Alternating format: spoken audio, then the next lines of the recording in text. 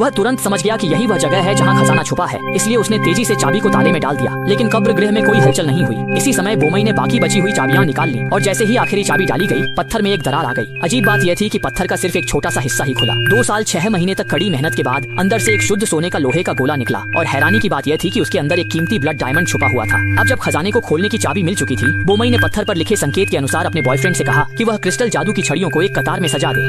उन्होंने सोने के गोले को निर्धारित स्थान पर रखा, फिर झूठ पकड़ने वाला दर्पण पत्थर के ऊपर रखा, सूरज की रोशनी के अनुसार उसकी स्थिति समायोजित की। जैसे ही सूर्य की किरणें पड़ी, अगले ही पल क्रिस्टल पत्थर की शक्ति से तेज चमकदार रोशनी निकली। सूरज की रोशनी एक गतिशील प्रकाश तरंग में बदल गई, जिसने पल भर में कब्रगृह का द्वार उड़ा दिया। कब्रगृह के मुहाने पर एक अजीब सी बुद्ध प्रतिमा दिखाई दी। दोनों बेसब्री से कब्रगृह के अंदर गए तो देखा कि वहाँ शुद्ध सोने की घर जैसी संरचना थी, जिसे देखकर बोमई खुशी से झूम उठी। जैसे ही दोनों महल खोलकर अंदर की चीजें देखने वाले थे, तभी अचानक सोंग ब्याओ और उसके 2 साथी वहाँ पहुँच गए। दोनों हैरान रह गए और जब सच्चाई का खतरा सामने आया तो पुरुष को मजबूरी में उनकी बात माननी पड़ी। उसने रहस्यमय पाउडर निकाला। यह वही पौराणिक औषधि थी जो जीवों की उम्र बढ़ाती है और यही उनका यहाँ आने का मकसद था। सोंग ब्याओ ने तुरंत अपने आदमियों को औषधि छीनने का आदेश दिया, लेकिन दाशान को अचानक उस औषधि के लिए लालच हो गया। जब तक सोंग ब्याओ ने उसे पुकारा नहीं, वह तंद्रा से बाहर नहीं आया। बोमई भी उत्तेजित हो गई।